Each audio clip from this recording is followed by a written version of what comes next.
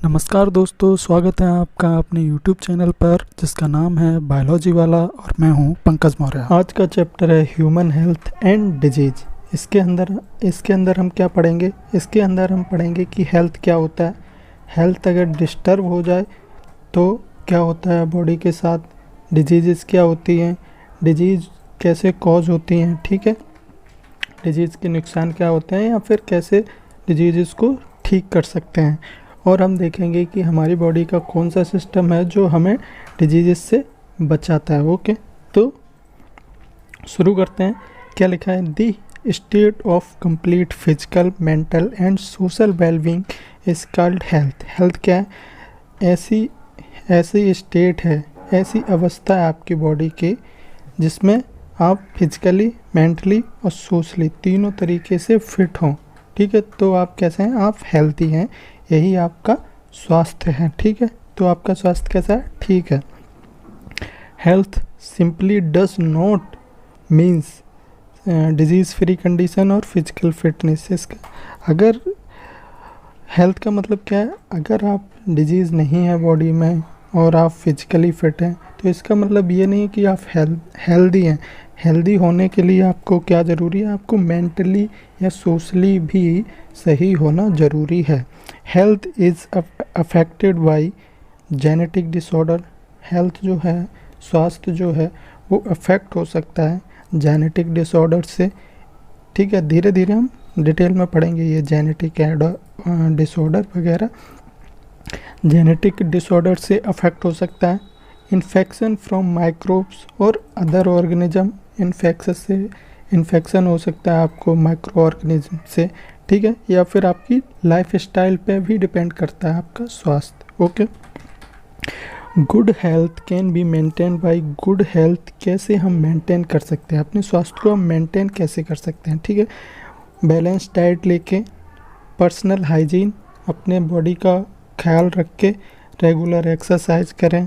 ठीक है, awareness about the disease and their effect. Okay, immunisation against the infectious disease. और क्या करें? जो इन्फेक्शियस डिजीज़ हैं उनके खिलाफ हम क्या करें? टीका लेते रहें। ठीक है, वैक्सीन्स लगवाते रहें, इसे ही बोल रहे हैं immunisation. Okay, proper disposal of waste करें। जो डिजीज़ फैलाते हैं हम उनसे बच कर रहें। कंट्रोल ऑफ बैक्टर्स वो होते हैं जो डिजीज़ फैलाते हैं। ठीक है, maintenance of hygienic food and water.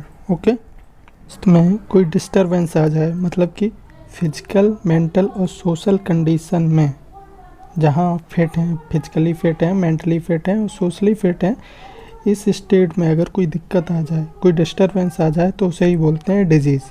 ठीक है, कि आपको रोग हो गया है। रोग दो टाइप के होते हैं, इन्फेक्शियस और नॉन इन्फेक्शियस। इन्फेक्शियस डिजीज़ वो होती हैं जो ईजिली ट्रांसमिट हो जाती हैं एक व्यक्ति से दूसरे व्यक्ति, मतलब कि एक व्यक्ति से दूसरे व्यक्ति को जो डिजीज़ हो जाएं उन्हें बोलते हैं इन्फेक्शियस, और जो एक व्यक्ति से दूसरे व्यक्ति को ना हो उसे बोलते हैं नॉन इन्फेक्शियस। इन्फेक्शियस के एग्जांपल हैं जैसे एड्स, कॉमन कोल्ड मतलब कि जुकाम, मलेरिया, ट्यूबरक्लोसिस। ठीक है, और नॉन इन्फेक्शियस के एग्जांपल हैं कैंसर, हाइपरटेंशन एंड डायबिटीज़ और भी कई रोग। हम देखते हैं कॉमन डिजीज़ ह्यूमंस में कॉमन डिजीज़ कौन सी होती हैं? ज़्यादातर जो भी माइक्रो ऑर्गेनिज्म के इन्फेक्शन से होती हैं, जैसे कि बैक्टीरिया, वायरस, फंगस, प्रोटोजोआ। ठीक है, तो हम इन्हें ही देखते हैं कि कौन कौन सी डिजीज़ हैं। ओके, फर्स्ट डिजीज़ है टाइफाइड। ठीक है, टाइफाइड के लिए क्या करते हैं? बाइडल टेस्ट करते हैं। टाइफाइड किससे डिटेक्ट किया जाता है? बाइडल टेस्ट से। किससे होता है ये? कॉजुअल जो ऑर्गेनिज्म है वो क्या है? Salmonella typhi. ओके, सिम्टम्स क्या है इसके? इसमें हाई फीवर आता है, वीकनेस और स्टमक पेन होता है। ओके, नेक्स्ट है निमोनिया। निमोनिया होता है streptococcus pneumonia and haemophilus influenzae. Fever आता है, सिम्टम्स हैं फीवर आता है, चिल्स, कफ एंड हेडेक। ठीक है, इसमें क्या होता है? जो आपके एल्वुलाई होते हैं वो गेट फिल्ड विद फ्लूइड, उनमें फ्लूइड भर जाता है। ठीक है, जिसकी वजह से हमें सांस लेने में दिक्कत होती है। ठीक है, रेस्पिरेशन में दिक्कत होती है। कॉमन कोल्ड किसकी वजह से होता है? राइनो वायरस की वजह से होता है। इसमें क्या होता है? सिम्टम्स क्या है? नेज़ल कंजेशन है एंड डिस्चार्ज है, सोर थ्रोट है, कफ एंड हेडेक होता है। ठीक है, ज़्यादातर लोगों को कॉमन कोल्ड हुआ रहता है, आपको पता होंगे सिम्टम्स क्या होते हैं। इसमें भी जो आपका रेस्पिरेटरी सिस्टम है उसमें दिक्कत आ जाती है। मलेरिया में क्या होता है, मलेरिया होता है प्लाज्मोडियम से। ठीक है, प्लाज्मोडियम की अलग अलग टाइप हैं, जैसे बाइवैक्स है, Plasmodium malaria and Plasmodium falciparum है। ठीक है, प्लाज्मोडियम को हम अलग से पढ़ेंगे थोड़ी देर में डिटेल में, जो ये डिजीज़ हैं उनको ख़त्म करने के बाद। ओके, इसमें क्या होता है, मलेरिया में हाई फीवर आता है और वो भी रिपीटिंग फीवर होता है, 3-4 दिन बाद होता है। ठीक है, इसमें क्या होता है, जो आपके पैरासाइट है, मतलब कि जो प्लाज्मोडियम है, वो जाके आपके लीवर सेल्स पे अटैक करता है और आपके आरबीसी पे अटैक करता है। ठीक है, जिससे क्या एक केमिकल निकलता है, उसकी वजह से आपको फीवर और चिल्स आते हैं। ओके, नेक्स्ट है अमोबियासिस और amoebic dysentery and amoeba histolytica से होता है constipation, abdominal pain, cramps, stool with mucus and blood clots. ये सब क्या है, ये सब सिम्टम्स हैं। इसमें क्या होता है, आपके इंटेस्टाइन क्या होती है, इफेक्ट हो जाती है। एस्केरियोसिस होता है एस्केरिस हेलमिंथीज से। ठीक है, एस्केरिस क्या है, एक हेलमिंथीज है। इसमें क्या होता है, internal bleeding, muscular pain, fever, anaemia, ये सारी दिक्कतें आती हैं। Healthy person get infected through water and vegetable. इसमें आप पानी और सब्जी से इन्फेक्ट हो सकते हैं। ठीक है, नेक्स्ट बीमारी है एलिफेंटाइसिस, और जिसे हाथी पाँव भी बोलते हैं, और फाइलेरियासिस, जो किसकी वजह से होता है, बुचेरिया बैनक्रॉफ्टी की वजह से। ओके, सिम्टम्स क्या है, inflammation in lower limbs and genital organs. जो नीचे का हिस्सा है, आपका पैर वाला हिस्सा है, वो फूल जाता है, बहुत बड़ा हो जाता है। ठीक है, इन्फ्लेमेशन आ जाता है उसमें। इसमें क्या होता है, जो आपकी लिम्फेटिक वेजल्स होती हैं लोअर लिम्स की, वो ब्लॉक हो जाती हैं, जिस वजह से क्या होता है, इन्फ्लेमेशन हो जाता है। ओके, प्लाज्मोडियम के बारे में देखते हैं कि लाइफ साइकिल और प्लाज्मोडियम कैसा है। ठीक है, तो सबसे पहले क्या होता है, plasmodium enters the human body as small sporozoite through the bite of infected female anopheles mosquito and multiplies within the liver cell. Okay, later attack the RBC, resulting the rupture with release of toxin substance hemoglobin, which is responsible for high fever and chills recurring every 3 to 4 days.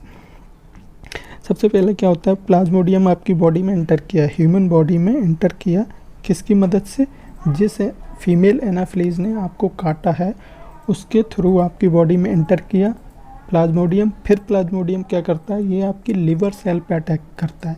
Liver cell के पे attack करने के बाद जब इसकी संख्या बढ़ जाती है, तब क्या करता है, तब ये आपके आरबीसी पे अटैक करता है। आरबीसी पे अटैक करता है, तो आरबीसी जब टूटता है तो एक केमिकल निकलता है जिसका नाम है हीमोजॉइन। कौन सा केमिकल है, हीमोजॉइन। ठीक है, ये केमिकल निकलता है, इसकी वजह से क्या होता है, आपको फीवर आता है और चिल्स आती है, मतलब कि जो जिसे बोलते हैं ठंड वाला बुखार, जिसमें कपकपी होती है, वो बुखार आता है और ये रीअकरिंग होता है, मतलब 3 से 4 दिन बाद फिर से बुखार आएगा, चला जाएगा, फिर से आएगा। Okay, malarial parasite requires 2 host. इस जो मलेरिया का पैरासाइट है प्लाज्मोडियम, इसे 2 होस्ट चाहिए, एक ह्यूमन, दूसरा फीमेल एनाफिलीज मच्छर। ओके, मतलब कि ये ह्यूमन की बॉडी में भी रहता है प्लाज्मोडियम, और किसकी बॉडी में रहता है, मच्छर की भी बॉडी में रहता है। Okay, female anopheles is vector of this disease to human beings. और फीमेल एनाफिलीज क्या है, वेक्टर है। वेक्टर वो होते हैं जो बीमारी को एक इंसान से दूसरे इंसान में फैलाते हैं। ओके, अब हम फ्लो चार्ट देख लेते हैं इसका। ठीक है, फिगर के थ्रू कि कैसे कैसे ये इसका लाइफ साइकिल होता है। ओके, देखिए इसमें इस मच्छर ने क्या किया, इस मच्छर ने ह्यूमन को काटा, ये ह्यूमन स्किन है। ओके, ये ह्यूमन स्किन है, जब काटा तो क्या हुआ, स्पोरोजॉइट की फॉर्म में जो प्लाज्मोडियम है वो कहाँ आ गया, बॉडी में आ गया। ओके, बॉडी में आ गया, जो ह्यूमन है उसकी बॉडी में आ गया। जब मच्छर ने काटा तो उसकी बॉडी में क्या आ गया, प्लाज्मोडियम आ गया स्पोरोजॉइट की फॉर्म में। फिर जाके ये क्या करेगा, हेपेटिक सेल पे अटैक करेगा। हेपेटिक सेल मतलब कि लिवर सेल, लिवर सेल पे अटैक करेगा तो क्या करेगा, लिवर सेल को डिस्ट्रॉय कर देगा और क्या करेगा, अपना नंबर बढ़ा लेगा। इसने ढेर सारा नंबर बढ़ा लिया अपना, ठीक है, ढेर सारा प्लाज्मोडियम हो गया। फिर ये क्या करेगा, फिर ये जाके एरिथ्रोसाइट मतलब कि आरबीसी पे अटैक करेगा। एरिथ्रोसाइट मतलब कि आरबीसी, ओके, आरबीसी पे अटैक करेगा और आरबीसी को क्या करेगा, रैप्चर करेगा और आरबीसी को तोड़ देगा, ठीक है। तो क्या निकलेगा वहाँ से, हीमोजॉइन निकलेगा। और साथ ही साथ आरबीसी में जब ये मतलब बढ़ता है तो ये सेक्सुअल जो स्टेज है उसको भी अटेंड करता है, मतलब कि मेल फीमेल की स्टेज को भी अटेंड करता है, मतलब कि इसमें मेल और फीमेल भी बनते हैं इन स्पोरोजॉइट्स में, ठीक है। जैसे कि आप देख रहे हैं यहाँ क्या बन रहा है, मेल एंड फीमेल बन रहे हैं, ओके। ये मेल एंड फीमेल जाके जब मच्छर की बॉडी में जाएंगे तो फिर मिलेंगे और फिर उससे एक नया प्लाज्मोडियम बनेगा, ओके। तो यहाँ क्या हुआ, जब आरबीसी में मेल एंड फीमेल बने, साथ ही आरबीसी जब टूटा तो हीमोजॉइन निकला, जिसकी वजह से क्या हुआ, रीअकरिंग फीवर आ रहा, ओके। जब इस स्टेज, ये स्टेज आ गई, जब मेल एंड फीमेल बन गए तो जो इन्फेक्टेड इंसान है, जो इन्फेक्टेड व्यक्ति है, उसको किसी दूसरे मच्छर ने काटा तो क्या हुआ, जो ये सेक्सुअल स्टेज है प्लाज्मोडियम की, वो स्टेज दूसरे मच्छर में चली गई, ठीक है। अब मच्छर में क्या होगा इस स्टेज का, ये मच्छर में पहुंच गई, ठीक है। ये सारे स्टेज जो गैमीट्स हैं, मेल एंड फीमेल हैं, वो मच्छर में पहुंच गए। तो मच्छर में क्या होगा, मच्छर में जाके ये मिलेंगे और क्या बन जाएगा, जाइगोट बन जाएगा, ओके। मतलब कि एक नया प्लाज्मोडियम बन गया, ठीक है। और ये प्लाज्मोडियम जाके जो मॉस्किटो की मिडगट है, इंटेस्टाइन है, उसमें चला जाएगा और क्या करेगा, डेवलपमेंट करेगा, ठीक है। डेवलपमेंट करेगा और फिर कहाँ आ जाएगा, जब डेवलपमेंट हो जाएगा, बढ़ जाएंगे ये नंबर्स में, तब क्या होगा, ये आ जाएगा जो मॉस्किटो की सलाइवा है उसमें। कहाँ आ जाएगा, जो सलाइवा है उसमें। और जो सलाइवा में जिस स्टेज पर पहुँचते हैं ये प्लाज्मोडियम, उन्हें बोलते हैं स्पोरोजॉइट, ठीक है। स्पोरोजॉइट स्टेज में कहाँ पहुँच गए, सलाइवा में पहुँच गए। किसकी सलाइवा में, मच्छर की सलाइवा में, एनाफ्लीज की सलाइवा में। और फिर वही एनाफ्लीज जब किसी दूसरे व्यक्ति को काटेगी तो यही स्पोरोजॉइट दूसरे व्यक्ति में छोड़ देगी और फिर वही साइकिल चलने लगेगा। और ये साइकिल चलता रहता है और इस साइकिल की वजह से एक से दो व्यक्ति, दूसरे से तीसरा, तीसरे से चौथा, इस तरीके से इन्फेक्ट होते रहते हैं, ओके। जैसा कि मैंने आपको बताया था, डिजीज़ से बचने के लिए हमारी बॉडी में एक सिस्टम होता है जो हमें माइक्रो ऑर्गेनिज्म के इन्फेक्शन से बचाता है। उस जो सिस्टम को क्या बोलते हैं, उस सिस्टम को बोलते हैं इम्यून सिस्टम, मतलब कि इम्यूनिटी, हमारा डिफेंस सिस्टम, ओके। जो क्या करता है, डिफेंड करता है, किससे, इन्फेक्शन से हमें बचाता है, ओके। क्या लिखा है, the ability of host cell to fight the disease causing और micro organism due to immune system is called immunity. Immune system हमारा क्या करता है, हमारा इम्यून सिस्टम माइक्रो ऑर्गेनिज्म को मारता है, उनसे लड़ता है, ठीक है। ये पावर है, इसे ही बोलते हैं इम्यूनिटी, ठीक है। इम्यूनिटी दो टाइप की होती है, एक इन्नेट इम्यूनिटी और दूसरी एक्वायर्ड इम्यूनिटी, ठीक है। इन्नेट और एक्वायर्ड क्या होते हैं, इन्हें हम देखते हैं। जो इन्नेट इम्यूनिटी होती है वो क्या होती है, ये non specific type of defence present at the time of birth and provide different kind of barrier to the entry of foreign agents into body, ठीक है।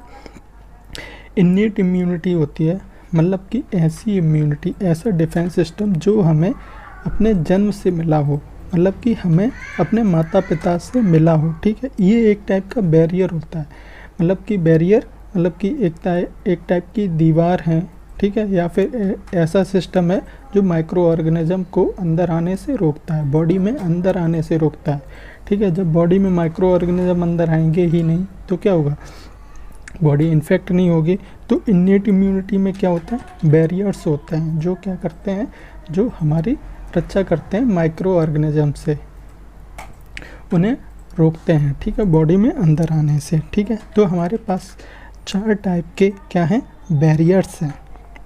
जो पहला बैरियर है वो है फिजिकल बैरियर, दूसरा बैरियर है साइकोलॉजिकल बैरियर, दूसरा बैरियर है फिजियोलॉजिकल बैरियर, तीसरा है सेल्यूलर बैरियर एंड चौथा है साइटोकाइन बैरियर। फिजिकल बैरियर में क्या होता है, स्किन है, mucus coating of epithelium, lining of respiratory, gastrointestinal and urogenital tract. अब जैसे कि फिजिकल बैरियर में क्या है, स्किन है। स्किन क्या करती है, स्किन माइक्रो ऑर्गेनिज्म को क्या करती है, रोकती है बॉडी में अंदर आने से। जैसे क्या होता है, कभी कभी जब जैसे चोट लग जाती है हमें, तो क्या होती है, स्किन हमारी डैमेज हो जाती है और जो अंदर के टिश्यू हैं, मसल्स हैं, वो एक्सपोज हो जाते हैं इन्वायरमेंट में, ठीक है। मतलब कि अब आसानी से माइक्रो ऑर्गेनिज्म हमारे कहाँ पहुँच सकते हैं, अंदर बॉडी में टिश्यू या सेल्स के पास पहुँच सकते हैं और आसानी से इन्फेक्ट कर सकते हैं। इसीलिए जब चोट लग जाती है तो क्या किया जाता है, दवाई लगाई जाती है ताकि क्या हो, इन्फेक्शन, मतलब जो माइक्रो ऑर्गेनिज्म है उनकी ग्रोथ ना हो पाए। अगर दवाई हम ना लगाएं कोई, ठीक है, तो क्या होता है, हम देखते हैं कि वो बहुत जल्दी से जो डैमेज स्किन है, जो डैमेज जगह है, वो बहुत जल्दी से क्या करने लगती है, ख़राब होने लगती है, ठीक है। क्यों होने लगती है, क्योंकि उसमें माइक्रो ऑर्गेनिज्म पहुंच जाते हैं और वो ग्रो करने लगते हैं और उस चीज़ को, उस जगह को क्या करने लगते हैं, खाने लगते हैं या डिस्ट्रॉय करने लगते हैं, ओके। तो स्किन क्या है, हमारा फिजिकल बैरियर है जो माइक्रो ऑर्गेनिज्म को रोकता है बॉडी में अंदर आने से, ठीक है। म्यूकस कोटिंग, जैसे कि म्यूकस होता है जो हमारी नाक से निकलता है, ठीक है, उसकी कोटिंग होती है कहाँ, पूरी रेस्पिरेटरी सिस्टम में, गैस्ट्रोइंटेस्टाइनल सिस्टम में और यूरोजेनिटल सिस्टम में। इस म्यूकस का काम क्या है, ये म्यूकस जो माइक्रो ऑर्गेनिज्म को क्या करता है, ट्रैप करता है, उन्हें पकड़ लेता है और माइक्रो ऑर्गेनिज्म इसमें फंस के क्या हो जाते हैं, मर जाते हैं। जैसे हम जब सांस लेते हैं तो क्या हुआ, हमने सांस के एयर के साथ हमने बहुत सारे माइक्रो ऑर्गेनिज्म लिए, ठीक है। ये माइक्रो ऑर्गेनिज्म क्या करते हैं, जो ये म्यूकस है, हमारी नाक में जो म्यूकस है उससे चिपक जाते हैं और क्या हो जाते हैं, मर जाते हैं, मतलब हमारी बॉडी में अंदर नहीं जा पाते और हमें इन्फेक्ट नहीं कर पाते, ठीक है। दूसरा बैरियर क्या था, फिजियोलॉजिकल बैरियर, जिसमें acid in stomach and saliva in mouth. इसमें क्या हो रहा है, जैसे हमारे स्टमक, हमने डाइजेस्टिव सिस्टम में पढ़ा था कि हमारे स्टमक में HCl निकलता है, एसिड निकलता है, जिसका pH लगभग 2 के आसपास होता है, ठीक है, 1.8 के आसपास होता है, मतलब कि बहुत कंसनट्रेटेड एसिड है, जिससे क्या हो जाता है, हमारी जो स्किन है वो भी आसानी से डैमेज हो सकती है। अगर स्किन पे इस pH का एसिड डाल दिया जाए तो हमारी स्किन क्या होगी, जल जाएगी, ठीक है।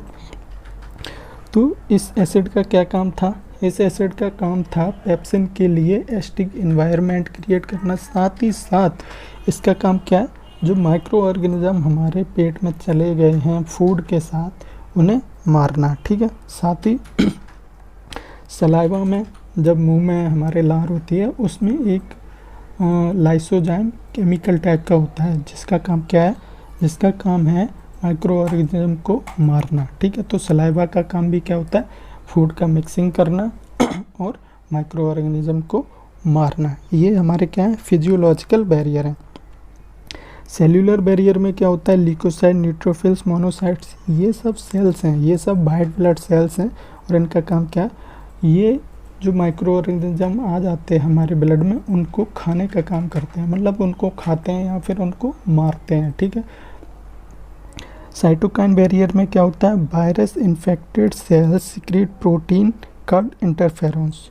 मान लीजिए अब इन सारे बैरियर से बच के भी माइक्रो ऑर्गेनिज्म ने हमारे कोई सेल्स को इन्फेक्ट कर दिया, तो एक सिस्टम है हमारी बॉडी में, सेल्स के पास एक सिस्टम है, सेल्स क्या करेगा, एक मैसेज देगा दूसरे सेल्स को कि मैं इन्फेक्ट हो गया हूँ या हो गई हूँ और आप लोग तैयारी करें इन्फेक्ट ना होने की, ठीक है। तो क्या करता है वो सेल जो इन्फेक्ट हुआ है, वो इंटरफेरोन्स निकालता है, केमिकल्स निकालता है, जिससे क्या होता है, जिससे जो दूसरे सेल्स हैं उन्हें एक मैसेज मिलता है कि ये सेल इन्फेक्ट हो चुकी है, अब उन्हें क्या करना, उन्हें इन्फेक्ट ना होने की तैयारी करनी है, ठीक है, उन्हें इन्फेक्शन से बचना है, ठीक है। इस टाइप के बैरियर को क्या बोलते हैं, साइटोकाइन बैरियर। हम यहाँ देखते हैं इन्नेट इम्यूनिटी और एक्वायर्ड इम्यूनिटी में अंतर क्या है। इन्नेट इम्यूनिटी क्या थी, जो हमें बचपन से मिली है, हमें अपने माता पिता से मिली है, ठीक है। एक्वायर का मतलब होता है जो हम एक्वायर करते हैं पूरे जीवन में, हम जो सीखते हैं उससे जो इम्यूनिटी मिलती है वो होती है एक्वायर इम्यूनिटी या फिर एडेप्टिव इम्यूनिटी, जो हम एडेप्ट करते हैं। जैसे कि मान लीजिए हमें चेचक के केस में क्या होता है, स्मॉल पॉक्स के केस में क्या होता है कि हमें चेचक का कोई जो माइक्रो ऑर्गेनिज्म है वो हमारी बॉडी में आया और हमें चेचक हो गया, ठीक है। तो हमारी बॉडी ने क्या किया, हमारी बॉडी ने उस माइक्रो ऑर्गेनिज्म को, चेचक के माइक्रो ऑर्गेनिज्म को याद कर लिया कि ये ऐसा ऐसा है, इसका मतलब जो स्पेसिफिकेशन है वो इस टाइप के हैं, ये इन्फेक्ट करेगा तो बॉडी में ये सिम्टम्स आएंगे, ओके। तो बॉडी ने ये सब क्या कर लिया, याद कर लिया। अब क्या करेगी बॉडी, साथ में ही बॉडी ने उसके लिए एक एंटीबॉडी बना ली, ठीक है, मतलब कि उस माइक्रो ऑर्गेनिज्म के खिलाफ एक सेना बना ली। तो क्या होगा, जब भी वो माइक्रो ऑर्गेनिज्म फिर से दोबारा से हमारी बॉडी में आएगा तो हमारी बॉडी का सिस्टम क्या एक्टिवेट हो जाएगा, ठीक है। और जो हमने एंटीबॉडी बनाई थी, जो सेना हमने बनाई थी, वो सेना जाके क्या करेगी, जो माइक्रो ऑर्गेनिज्म आया है उसे मार देगी, मतलब कि दोबारा से हमें स्मॉल पॉक्स नहीं होगा। ऐसा ही होता है ज़्यादातर केसेस में, ठीक है। जिनके एंटीबॉडी बन जाते हैं वो एंटीबॉडी क्या करते हैं, उन जो माइक्रो ऑर्गेनिज्म हैं उन्हें मार देते हैं। इस टाइप का जो इम्यूनिटी है उसे बोलते हैं एक्वायर्ड इम्यूनिटी, मतलब कि हमने एक्वायर की है ये, ठीक है। देखें क्या लिखा है, जो इन्नेट इम्यूनिटी है प्रेजेंट फ्रॉम बर्थ इटसेल्फ, ठीक है, कि ये जो इम्यूनिटी है ये बर्थ से आती है, ठीक है, हमारे पैदाइश से मिलती है हमें, ठीक है, माता पिता से मिलती है। और ये during life time, acquired immunity हम डेवलप करते हैं लाइफ में अलग अलग, जब हम एंटीजन से क्या करेंगे, इन्फेक्ट होंगे तो उनके खिलाफ एंटीबॉडी बनेंगे। अलग अलग माइक्रो ऑर्गेनिज्म से जब पहली बार इन्फेक्ट होते हैं तो उनके खिलाफ बॉडी क्या बनाती है, एंटीबॉडीज़ बना लेती है, और हमें क्या रहता है, बॉडी याद कर लेती है उन माइक्रो ऑर्गेनिज्म को। जब कभी दोबारा से अटैक करते हैं वही माइक्रो ऑर्गेनिज्म तो उनके खिलाफ एंटीबॉडी एक्टिवेट हो जाते हैं और उन्हें मार देते हैं। ऐसे हम दोबारा जो अटैक हो रहा है माइक्रो ऑर्गेनिज्म का उससे बच जाते हैं, ठीक है। इन्नेट इम्यूनिटी क्या है, हमेशा लाइफ में रहती है, the immunity remains through out life, ठीक है। और जो एक्वायर्ड इम्यूनिटी है वो है कैन बी शॉर्ट लिव्ड और लाइफ लॉन्ग, हो सकता है कि थोड़े समय के लिए रहे और हो सकता है ज़्यादातर समय के लिए रहे, ओके, मतलब कि लाइफ लॉन्ग भी रह सकती है। जैसे कि चेचक का केस हमने देखा था, चेचक के केस में क्या हो रहा था, बोलते हैं कि जैसे चेचक एक बार हो जाता है फिर उसे दोबारा नहीं होता, ओके। वो इसीलिए नहीं होता क्योंकि हमारी बॉडी में चेचक का जो माइक्रो ऑर्गेनिज्म है उसके खिलाफ क्या बन जाता है, एंटीबॉडी बन जाते हैं और वो हमेशा रहते हैं, ठीक है। थर्ड डिफरेंस क्या है, कॉन्टैक्ट और एक्सपोजर विद पैथोजन और it's antigen is not essential. Innate immunity में ज़रूरी नहीं है कि किसी पैथोजन का अटैक हो हमारे ऊपर, ठीक है, ये हमेशा एक्टिवेट रहते हैं, ठीक है, इन्नेट इम्यूनिटी। और एक्वायर्ड इम्यूनिटी में क्या होता है कि किसी पैथोजन का हमारे ऊपर अटैक हो तभी उसके खिलाफ एंटीबॉडी बनेंगे, ठीक है। नेक्स्ट क्या है, इन्नेट इम्यूनिटी इज़ इनहेरिटेबल, एक पीढ़ी से दूसरी पीढ़ी में जाती है, जबकि एक्वायर्ड इम्यूनिटी एक पीढ़ी से दूसरी पीढ़ी में नहीं जाती है। अगर ऐसा होता तो जो बहुत पीढ़ियों पहले हमारे पूर्वज में चेचक का जो केस था वो उसमें एंटीबॉडी बन गए थे, मतलब कि तो जो उनकी आने वाली पीढ़ी होती तो उनमें कभी चेचक होता ही नहीं। तो ऐसा नहीं होता है कि जो एक्वायर्ड इम्यूनिटी है वो एक पीढ़ी से दूसरी पीढ़ी में जाए, ठीक है। नेक्स्ट क्या है, नेक्स्ट है it protects the individual from contraction of diseases of other organism. Okay, it protects the individual from pathogen presents on other member of the same species. क्या कह रहे हैं, जो एक्वायर्ड इम्यूनिटी है, एक्वायर्ड इम्यूनिटी पैथोजन स्पेसिफिक है, ठीक है, pathogen specific defence characterised bye memory, ठीक है, आपके मेमोरी में ये सेव हो जाता है किसी पैथोजन के बारे में और उसके खिलाफ एंटीबॉडी बन जाते हैं। Okay, when our body encounters a pathogen first time produce a response called primary response. जब पहली बार बॉडी में किसी पैथोजन ने अटैक किया तो उसके खिलाफ कोई जानकारी तो है नहीं बॉडी में, तो जो पहला, तो उसके खिलाफ क्या होता है, पहला रिस्पॉन्स आता है प्राइमरी रिस्पॉन्स, ठीक है, जो कैसा होता है, बहुत वीक, क्योंकि हमें किसी पैथोजन के बारे में पता ही नहीं होता, बॉडी को पता नहीं है कि क्या करना है और वो पैथोजन आराम से इन्फेक्ट कर सकता है बॉडी को। ओके, लेकिन फिर क्या होगा, subsequent encounter by same pathogen produce highly intensified response called secondary response और amnestic response due to memory of first encounter. जब पहला एनकाउंटर हुआ, ठीक है, पैथोजन के साथ, तो हमारी बॉडी ने बहुत ही जो रिस्पॉन्स दिया वो बहुत वीक दिया, क्योंकि हमें पैथोजन के बारे में पता नहीं और पैथोजन ने आराम से बॉडी में इन्फेक्शन कर दिया। लेकिन पहले एनकाउंटर के साथ ही बॉडी ने पैथोजन को याद कर लिया, ठीक है, कि इसके ये कैरेक्टर हैं और ऐसे ऐसे सिम्टम्स आते हैं, ठीक है, तो याद कर लिया और उसके खिलाफ एंटीबॉडी बना लिए। जब सेकेंड या थर्ड टाइम, जब भी नेक्स्ट टाइम वो पैथोजन दोबारा से आएगा तो उसके खिलाफ एंटीबॉडी को क्या किया जाएगा, एक्टिवेट कर दिया जाएगा और वो एंटीबॉडी क्या करेंगे, जो पैथोजन है उसे मार देंगे, ठीक है। तो जो सेकंड रिस्पॉन्स आता है या फिर जो फर्स्ट प्राइमरी रिस्पॉन्स के बाद जो रिस्पॉन्सेज आते हैं वो होते हैं सेकेंडरी रिस्पॉन्स। तो सेकेंडरी रिस्पॉन्स हमारा कैसा होगा, हाईली इंटेंसिफाइड, मतलब कि एकदम जोरदार होगा, ठीक है, कहने का मतलब सिंपल वर्ड्स में कहें तो कैसा होगा, इफेक्टिव होगा ज़्यादा। Primary and secondary responses are carried out with the help of T lymphocyte and B lymphocyte. B lymphocyte produce army of protein called antibody each having 2 light and 2 heavy chain, ठीक है। अब इन सब के दौरान हमने एक वर्ड का use किया, एंटीबॉडी, ठीक है। एंटीबॉडी क्या होते हैं, जो प्राइमरी और सेकेंडरी रिस्पॉन्सेज आते हैं वो एंटीबॉडी की वजह से आते हैं। और एंटीबॉडी क्या होते हैं, ये होते हैं बी लिम्फोसाइट या टी लिम्फोसाइट। लिम्फोसाइट सेल्स होती हैं, ठीक है। तो जो बी लिम्फोसाइट होते हैं वो क्या करते हैं, produce army of protein called antibody. जो बी लिम्फोसाइट होते हैं वो एंटीबॉडी बनाते हैं किसी पैथोजन के खिलाफ या किसी एंटीजन के खिलाफ, ठीक है। एंटीबॉडी, अब एंटीबॉडी क्या होते हैं, एंटीबॉडी वही होते हैं जो किसी पैथोजन के खिलाफ बने और जब वो पैथोजन आएगा बॉडी में दोबारा से अटैक करेगा तो उसके खिलाफ एक्टिवेट हो जाएंगे और उस पैथोजन को मार देंगे या फिर उस एंटीजन को मार देंगे, ठीक है। ये काम है जो एंटीबॉडी हैं उनका। एंटीबॉडी एक टाइप के हमारी सेना है, ठीक है, हमारे आर्मी है, ठीक है, या फिर हमारा डिफेंस सिस्टम है। ओके, अब हम देखते हैं कि जो एंटीबॉडी होते हैं वो उनका स्ट्रक्चर कैसा होता है, ठीक है। The antibodies are protein molecule called immunoglobin, ठीक है। ये प्रोटीन जो एंटीबॉडी होते हैं वो प्रोटीन मॉलिक्यूल होते हैं और इन्हें क्या बोलते हैं, इम्यूनोग्लोबिन। ये कई टाइप के होते हैं, जैसे IgA, आई का मतलब इम्यूनो और जी का मतलब है ग्लोबिन, ठीक है, ग्लोबिन्स। IgA, IgM, IgE, IgG, इस टाइप की ये क्या होते हैं, इम्यूनोग्लोबिन मॉलिक्यूल्स होते हैं प्रोटीन के। Okay, each antibody molecule consist of 4 polypeptide chains.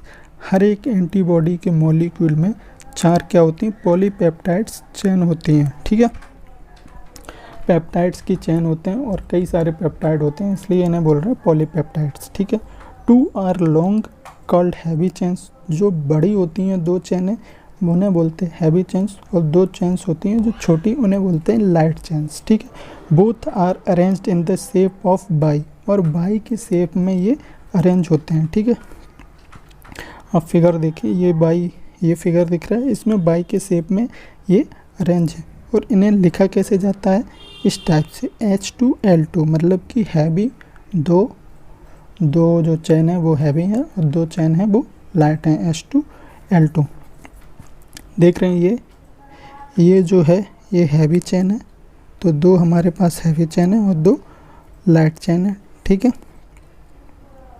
और ये जो जगह है ये किसके लिए, ये जगह है एंटीजन बाइंडिंग साइट। यहाँ पे एंटीजन क्या करेंगे, पैथोजन क्या करेंगे, यहाँ पे फंसेंगे, ठीक है, बाइंड करेंगे, ठीक है। इस साइट की मदद से जो एंटीबॉडी है वो एंटीजन से बाइंड करेगा, ओके, और फिर उसे क्या कर देगा, उसे डिस्ट्रॉय कर देगा या फिर मार देगा, okay. On the basis of production of antibody, antibody के प्रोडक्शन के आधार पे हमने इम्यूनिटी को फिर से 2 भागों में बांटा, एक एक्टिव इम्यूनिटी और दूसरी है पैसिव इम्यूनिटी, ठीक है। एक्टिव में क्या होता है, पैसिव में क्या होता है। जो एक्टिव इम्यूनिटी होती है, body produce its own antibody against antigen. इसमें क्या करता है, एक्टिव इम्यूनिटी में बॉडी अपने एंटीबॉडी क्या करती है, खुद से बनाती है। एक्टिव इम्यूनिटी में क्या हो रहा है, body produce its own antibody, ठीक है। जबकि पैसिव में क्या होता है, readymade antibody is transferred from one individual to another. क्या करते हैं, पैसिव में हम रेडीमेड एंटीबॉडी दे देते हैं, जैसे कि आजकल चल रहा है कोरोना के खिलाफ, क्या हमें वैक्सीन लगाई जा रही है, वैक्सीन में क्या करते हैं, रेडीमेड एंटीबॉडी हम दे देते हैं, ठीक है। वो अलग हिसाब है कि कैसे करके, कुछ में हम एंटीबॉडी देते हैं, कुछ में क्या करते हैं, कुछ में हम जो पैथोजन है उसे बीक करके हम दे देते हैं, जब बॉडी में वो जाता है तो इसके खिलाफ एंटीबॉडी बन जाते हैं, वो अलग केस है, ओके। तो एक्टिव इम्यूनिटी में क्या हो रहा है, हमारी बॉडी खुद एंटीबॉडी बना रही है, और पैसिव इम्यूनिटी में हम बाहर से एंटीबॉडी दे रहे हैं, ठीक है, डायरेक्ट बने हुए। देन कोलेस्ट्रम क्या है, कंटेन एंटीबॉडी IgA। कोलेस्ट्रम में IgA होता है, ठीक है। कौन सा एंटीबॉडी होता है, IgA is an example of passive immunity provided by mother to her child. Colostrum क्या होता है, कोलेस्ट्रम क्या होता है, जो मदर का मिल्क होता है, ठीक है, जो वो अपने बच्चे को देती है, उसमें क्या होता है, उसमें IgA टाइप का क्या होता है, एंटीबॉडी होता है, ठीक है, जो क्या होता है, पैसिव इम्यूनिटी देता है अपने बच्चे को, ठीक है।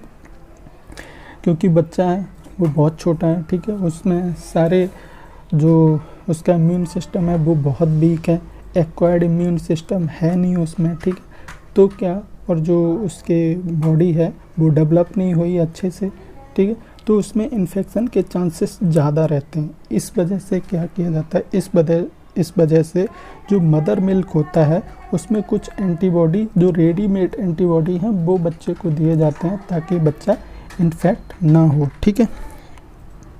Different types of antibodies produce in blood including, कुछ जो ब्लड में जो प्रोड्यूस होते हैं एंटीबॉडी, जैसे कि IgA है, IgM है, IgE है, ठीक है। They are called humoral immune response due to presence in blood. Distinguish between self and foreign molecules और फॉरेन बॉडीज, ठीक है। Sometimes due to genetic or unknown reason the body attacks self cells, they result in damage to the body and called autoimmune disease, जैसे कि example है rheumatoid arthritis, ठीक है। Human immune system के अंदर एक खास बात और है, क्या है कि वो सेल्फ सेल होती है और फॉरेन जो सेल्स होती हैं या मॉलिक्यूल्स होते हैं उनमें वो डिफरेंस कर सकता है।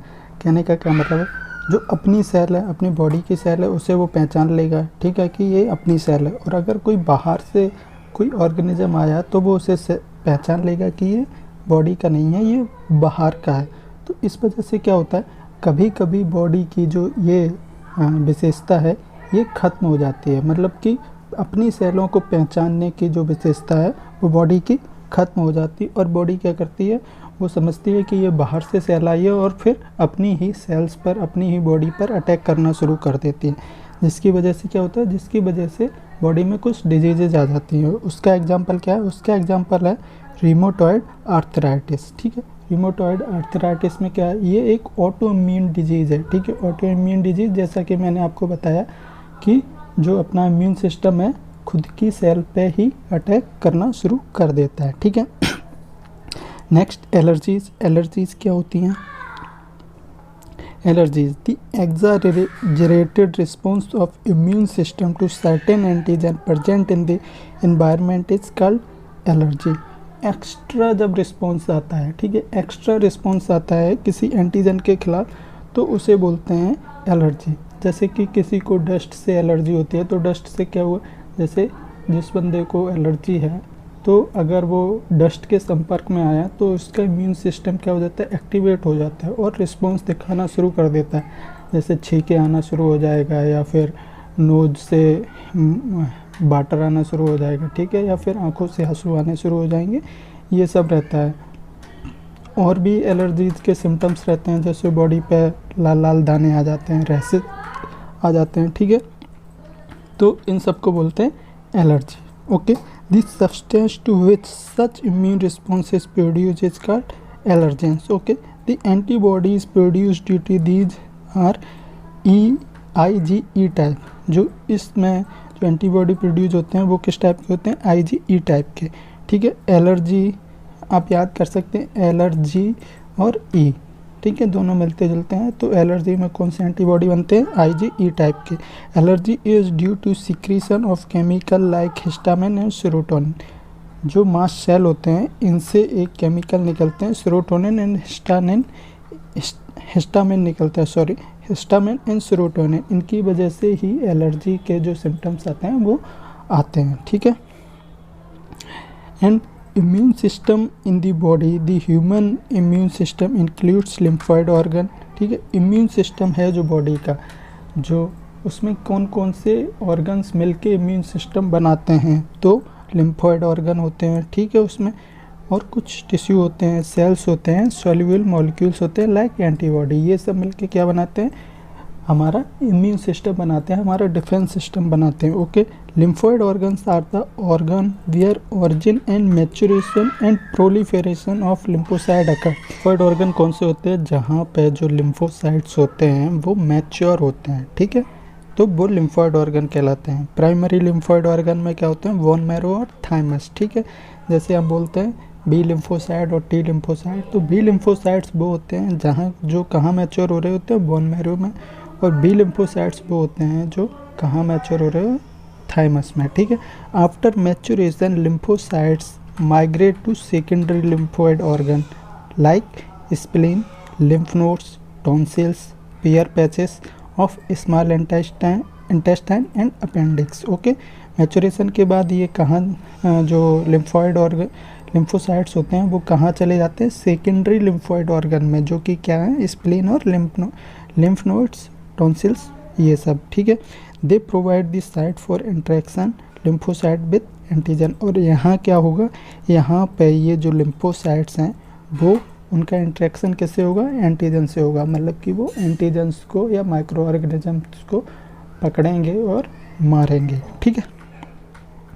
There is lymphoid tissue also located within the lining of respiratory, digestive and urogenital tract called mucosal associated lymphoid tissue, ठीक है। There is lymphoid tissue, एक और lymphoid tissue होता है जो कहाँ होता है, रेस्पिरेटरी पे जो हमारा सिस्टम होता है उसमें, और डाइजेस्टिव सिस्टम और यूरोजेनाइटल सिस्टम में, ठीक है। तो उसे क्या बोलते हैं, mucosal associated lymphoid tissue, malt, ठीक है, शॉर्ट में क्या बोलते हैं, malt. It constitutes 50% of lymphoid tissue in the body, human body. जितने ह्यूमन बॉडी में जितने भी लिम्फॉइड टिश्यू हैं, ठीक है, उनका ये कितना, आधा है, आधे क्या हैं, माल्ट हैं, मतलब कि जो कहाँ पाए जा रहे हैं, जो हमारे रेस्पिरेटरी सिस्टम, डाइजेस्टिव सिस्टम और यूरोजेनाइटल सिस्टम में हैं, पाए जा रहे हैं, ठीक है। डिजीज़ है, इन्फेक्शियस डिजीज़ है, और जो ख़तरनाक डिजीज़ है एड्स, उसके बारे में पढ़ते हैं। एड्स का जो फुल फॉर्म होता है वो होता है एक्वायर्ड इम्यूनोडेफिशिएंसी सिंड्रोम, ठीक है।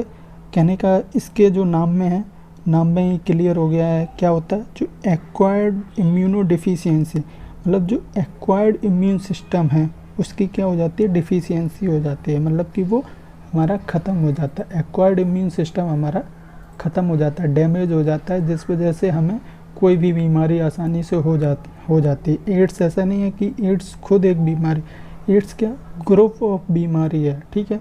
इसमें ढेर सारी बीमारी हो जाती हैं बॉडी में, ठीक है। किस किस से लड़ेंगे, ओके। सबसे पहले जो रिपोर्ट हुआ है वो 1981 में पहला केस आया एड्स का, ठीक है। It is caused by HIV। ये जो वायरस है उसका नाम है, जिस वायरस से एड्स हो रहा है उस वायरस का नाम है HIV, human immuno deficiency virus. नाम में ही क्लियर है, ठीक है। हाँ, रेट्रो वायरस, ये एक रेट्रो वायरस है, ठीक है। Transmission of HIV virus occurs by, जो एड्स होता है वो कैसे फैलता है एक व्यक्ति से दूसरे व्यक्ति में, वो फैलता है sexual contact with infected person, ठीक है।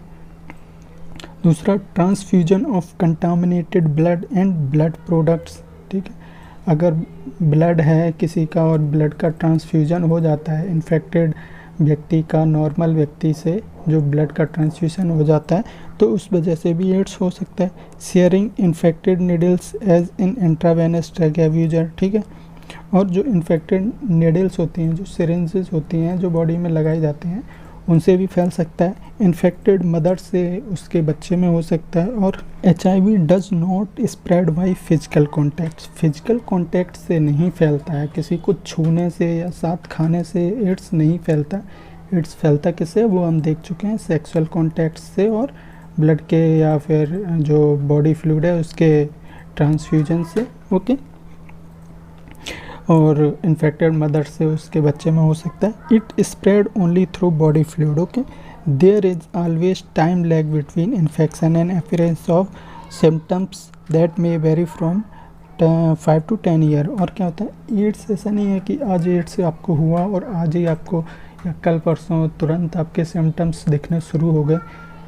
इसमें सिम्टम्स दिखने में भी टाइम लगता है, ठीक है। और ये टाइम कितना हो सकता है, ये टाइम आपका 5 से 10 साल हो सकते हैं, ठीक है। कितना हो सकता है, 5 से 10 साल हो सकते हैं। Diagnostic test for AIDS is ELISA, और जो एड्स के लिए टेस्ट किया जाता है डायग्नोसिस के लिए, उसका नाम है एलिसा। इसका फुल फॉर्म क्या है, enzyme linked immunosorbent essay, okay. The treatment of this disease with antiretroviral drug is partially effective and just prolong the life but not prevent the death. कहने का क्या मतलब है, इसका जो एड्स है इसका कोई परमानेंट इलाज नहीं है, बस आपको कुछ दवाएं दी जा सकती हैं जिससे जो एड्स है वो थोड़ा मतलब कि कंट्रोल हो सकता है, ख़त्म नहीं हो सकता है। तो आपका जीवन थोड़ा सा बढ़ सकता है, ना कि आपकी जो डेथ है वो रुक सकती है। मतलब एड्स ख़त्म नहीं हो सकता, बस थोड़ा कंट्रोल हो सकता है, ओके। जो ये एड्स का वायरस है इतना छोटा सा है और बॉडी में जाके इतना मतलब नुकसान पहुंचाता है, ये कैसे काम कर सकता है, ये कैसे काम करता है, हम देखते हैं ये कैसे काम करता है। ये बहुत स्मार्टली काम करता है। कैसे, ये जब रेट्रोवायरस क्या करेगा, ये RNA होता है, बेसिकली एक RNA होता है, वायरल RNA। तो वायरस होते भी क्या हैं, वायरस जेनेटिक मटेरियल और उसके ऊपर से प्रोटीन कोट होते हैं, बस, और कुछ भी नहीं होता वायरस में। तो क्या करेगा वायरस, ये वायरस का जो RNA है वो कहाँ जाएगा, वो जो नॉर्मल सेल है उसके अंदर। और फिर देखना ये कितना स्मार्टली काम करता है।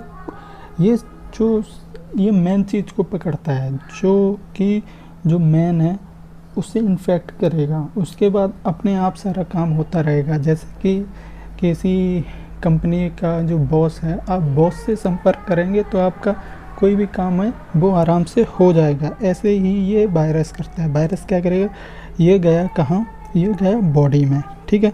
ये RNA बॉडी में पहुंच गया। अब ये RNA बॉडी में क्या करेगा, देखिए आप, ये करेगा viral DNA is produced by reverse transcriptase.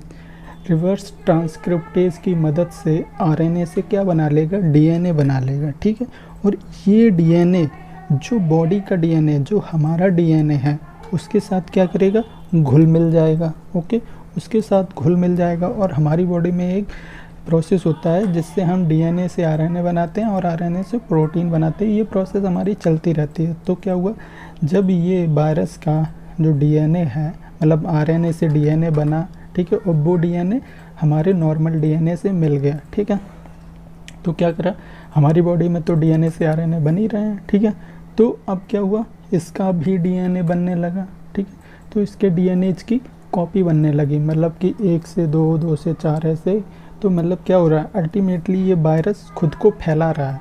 इसने कहा, ये फैक्ट्री में जाके अपनी खुद की कॉपी बनाने लगा, ठीक है, और जब अपनी खुद की कॉपी बनाएगा और ये कॉपी क्या करेंगी, वो सेल से जाके दूसरे सेल को इन्फेक्ट करेंगी, दूसरे सेल, ऐसे ये क्या करेगा, सारी फैक्ट्रियों को हथिया लेगा और ख़ुद की कॉपी बनाने लगेगा और पूरी बॉडी में फैल जाएगा। उसके बाद ये क्या करेगा, उसके बाद सबसे पहले जब ये पूरी ढेर सारी कॉपी जिसकी बन जाती हैं, बॉडी में पूरी फैल जाता है, तो इसके बाद ये क्या करता है, हमारे जो एक्वायर्ड इम्यून सिस्टम है उस पर अटैक करता है।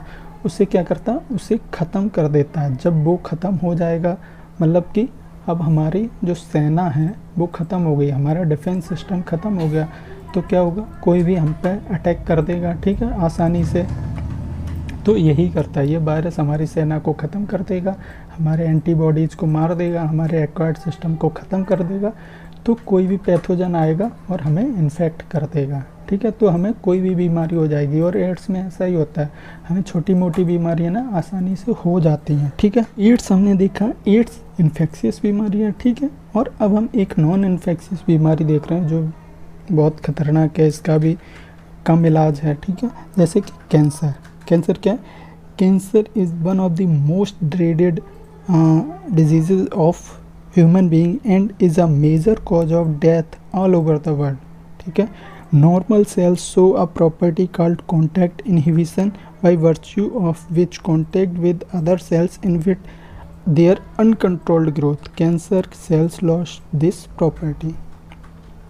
कैंसर में एक्चुअली होता क्या है, हमारी सेल्स में एक सिस्टम होता है कि हमारी सेल्स ना जब दूसरे के कांटेक्ट में आती हैं तो वो फैलना बंद कर देती हैं, ठीक है। जैसे ही दूसरे के कांटेक्ट में आई तो उन्हें पता चल गया कि हमें इतना ही बढ़ना है, हमारी ग्रोथ इतनी ही होनी है, इसके आगे हमारी ग्रोथ नहीं होनी है, तो वो अपनी ग्रोथ बंद कर देती हैं। लेकिन ये प्रॉपर्टी कैंसरस सेल्स में ख़त्म हो जाती है, जिसकी वजह से क्या हो जाते हैं, जिसकी वजह से सेल्स होती हैं वो अनलिमिटेड ग्रोथ करती हैं, दूसरी सेल्स को मार देती हैं और अनलिमिटेड ग्रोथ करती हैं। इसी की वजह से क्या बन जाता है, बॉडी में ट्यूमर्स बन जाते हैं, ठीक है, ट्यूमर्स बन जाते हैं। हम देखते हैं नॉर्मल सेल्स और कैंसरस सेल्स में क्या क्या अंतर हैं, ओके।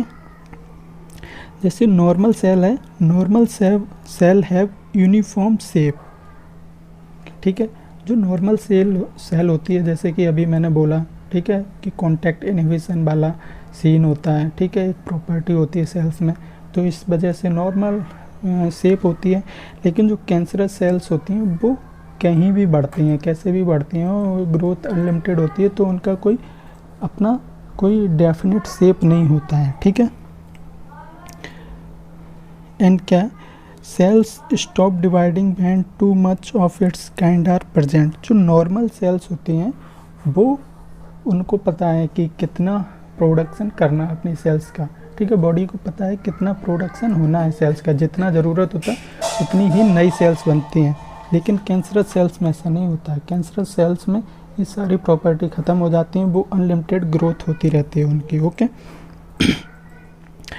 कम्युनिकेशन कैसे होता है, normal cells communicate with each other for proper functioning, ठीक है। Cancerous cell do not communicate with each other, ये प्रॉपर्टी ख़त्म हो गई कॉन्टैक्ट इनहिबिशन वाली, तो फिर उन्हें कम्युनिकेट करने की ज़रूरत ही नहीं पड़ती कैंसरस सेल्स को, वो अनलिमिटेड ग्रोथ करती हैं, ठीक है। अगर ये प्रॉपर्टी हो कि वो कम्युनिकेट कर सकें दूसरी सेल से, तो अनलिमिटेड ग्रोथ हो ही ना, ओके। एडिशन एंड इन्वेशन देखें, दिस जो नॉर्मल सेल्स होती हैं have external membrane that allow them to bond with other cells, ठीक है, एक एक्सटर्नल मेम्ब्रेन होती है जिससे ये दूसरी सेल से बॉन्ड करती हैं। कैंसरस सेल्स में क्या होता है, cancerous cells lose these molecules that keep cells bonded together. लेकिन कैंसर सेल्स में ये सीन नहीं होता है, ठीक है। These cells have the ability to invade और spread to other parts of the body by travelling through the blood stream और द लिम्फेटिक सिस्टम। इसे बोलते हैं मेटास्टेसिस, ठीक है। क्या होता है, कैंसर सेल्स क्या होती हैं, कहीं भी चली जाती हैं ब्लड के थ्रू। एक कैंसर सेल्स दूसरे बॉडी पार्ट में पहुंच गई, फिर दूसरे जगह से तीसरी, ऐसे पूरी बॉडी में फैल जाती हैं और वहाँ जाके क्या करने लगती हैं, ग्रो करने लगती हैं, ठीक है। तो इस वजह से बॉडी में ट्यूमर्स बन जाते हैं। इस जो कंडीशन है इसे बोलते हैं मेटास्टेसिस। मेटास्टेसिस में क्या होता है, जो कैंसर सेल्स होती हैं वो बॉडी में फैल जाती हैं, अलग अलग हिस्से में चली जाती हैं, ठीक है। एंड स्पेशलाइजेशन देखें तो नॉर्मल सेल्स जो होती हैं starts out a immature cells and mature with certain specialised function. जो नॉर्मल सेल्स होती हैं सबका एक स्पेसिफिक फंक्शन होता है, सबका अपना अपना काम है। लेकिन जो कैंसरस सेल्स होती हैं इनमें ऐसा कुछ नहीं होता है, इनका कोई स्पेशलाइजेशन नहीं है, ठीक है। Cancerous cells continue to divide giving rise to masses of cells called tumour, ठीक है। कैंसरस सेल्स बढ़ती रहती है, ग्रोथ होती रहती है, तो क्या हो जाता है, मासेस ऑफ सेल्स बन जाते हैं, ठीक है, जिन्हें बोलते हैं ट्यूमर। मतलब कि ढेर सारे सेल्स एक जगह इकट्ठे हो गए तो वो क्या बन गए, ट्यूमर। ट्यूमर दो टाइप के होते हैं, एक बिनाइन ट्यूमर, एक मैलिग्नेंट ट्यूमर, ठीक है। बिनाइन ट्यूमर और मैलिग्नेंट ट्यूमर में क्या अंतर है वो हम देखते हैं। बिनाइन ट्यूमर होता है it remains confined to the affected organ. Benign tumour एक जगह ही रहता है, लेकिन मैलिग्नेंट ट्यूमर क्या होता है, it also spread to other organs of the body, ये फैल जाता है दूसरे ऑर्गन्स में, ठीक है। Rate of growth is usually slow. Benign tumour की जो ग्रोथ होती है वो स्लो होती है, मैलिग्नेंट ट्यूमर की मतलब ज़्यादा होती है। कह सकते हैं कि जो बिनाइन ट्यूमर होता है वो नॉर्मल होता है और जो मैलिग्नेंट ट्यूमर होता है वो खतरनाक होता है, ठीक है। थर्ड क्या है, there is no latent stage. Latent stage नहीं होती बिनाइन ट्यूमर में, और मैलिग्नेंट ट्यूमर में लेटेंट स्टेज होती है, ठीक है। It causes limited damage. Benign tumour limited damage करता है, जबकि जो मैलिग्नेंट ट्यूमर है वो ज़्यादा डैमेज करता है बॉडी को, ठीक है। देयर इज़ नो मेटास्टेसिस, और मैलिग्नेंट ट्यूमर में मेटास्टेसिस होता है, ठीक है। जैसे कि हमने देखा था एक जगह से दूसरे जगह जब सेल्स पहुंच जाती हैं तो वो उस कंडीशन को बोलते हैं मेटास्टेसिस, सी, ठीक है। जो बिनाइन ट्यूमर होता है नॉन कैंसरस होता है, और जबकि मैलिग्नेंट ट्यूमर कैसा होता है, कैंसरस होता है। जैसे कि हमने बॉडी में देखा होगा, बॉडी में जगह जगह कहीं बॉडी में मांस की जो होती हैं वो गांठें बन जाती हैं, ठीक है, मासेस ऑफ सेल्स बन जाते हैं, ठीक है। तो वो ज़्यादा दिक्कत नहीं देते बॉडी में, वो नॉर्मल होते हैं, कहीं भी होते हैं, हाथ में भी होते हैं, पैर में भी होते हैं, तो हैं वो बिनाइन ट्यूमर, वो दिक्कत नहीं देते, वो कैंसरस नहीं है, मतलब वो फैल नहीं रहे हैं, ठीक है। वो बन गए हैं थोड़े बहुत, उससे ज़्यादा फैलेंगे नहीं, ठीक है। लेकिन जो मैलिग्नेंट ट्यूमर होता है वो कैंसरस होता है, मतलब वो फैलता है दूसरी जगह, ठीक है, एक दूसरे को इन्फेक्ट करता है और ग्रोथ बढ़ती रहती है, ठीक है।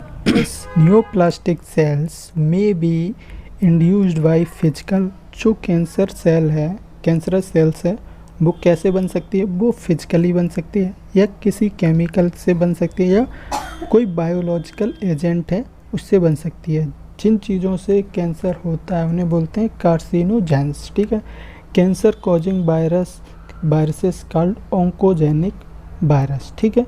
जो जिन वायरसेस से कैंसर होता है उनको बोलते हैं ऑन्कोजेनिक वायरस, ओके। डिटेक्ट कैसे किया जा सकता है, cancer detection and diagnosis. Cancer detection is based on biopsy and histopathological study of tissue. आपकी बॉडी से टिश्यू लिए जाते हैं उस जगह के जहाँ ट्यूमर होता है, और फिर उनकी स्टडी की जाती है, फिर देखते हैं कि कैंसर है कि नहीं, ठीक है। या फिर ब्लड से या बोन मैरो से। Test for increase cell count, देखते हैं कि सेल काउंट बढ़ रहा है कि नहीं। अगर अनलिमिटेड सेल काउंट बढ़ रहा है तो इसका मतलब कैंसरस सेल्स हो सकते हैं, ठीक है। और क्या तरीका है, रेडियोग्राफी कर सकते हैं, या सीटी स्कैन कर सकते हैं जिसे बोलते हैं कंप्यूटेड टोमोग्राफी, या एमआरआई कर सकते हैं, मैग्नेटिक रिजोनेंस इमेजिंग, ठीक है। इन सब से भी कैंसर का पता लगाया जा सकता है, ठीक है। ट्रीटमेंट क्या है कैंसर का, ट्रीटमेंट है पहला सर्जिकल ट्रीटमेंट, ठीक है, कि हम सर्जरी करके बॉडी से ट्यूमर सेल्स को हटा सकते हैं, ट्यूमर्स को हटा सकते हैं, ठीक है। दूसरा क्या है, हम रेडिएशन से जो ट्यूमर सेल्स हैं उन्हें ख़त्म कर सकते हैं, या कीमोथेरेपी कर सकते हैं जिसमें हम दवाइयों से ख़त्म करते हैं, ठीक है। इसके लेकिन कुछ साइड इफ़ेक्ट्स भी होते हैं, जैसे हेयर लॉस है, एनीमिया है, ठीक है। या क्या कर सकते हैं, इम्यूनोथेरेपी कर सकते हैं। Patients are given with alpha interferons which activate their immune system and help in destroying the tumour, ठीक है।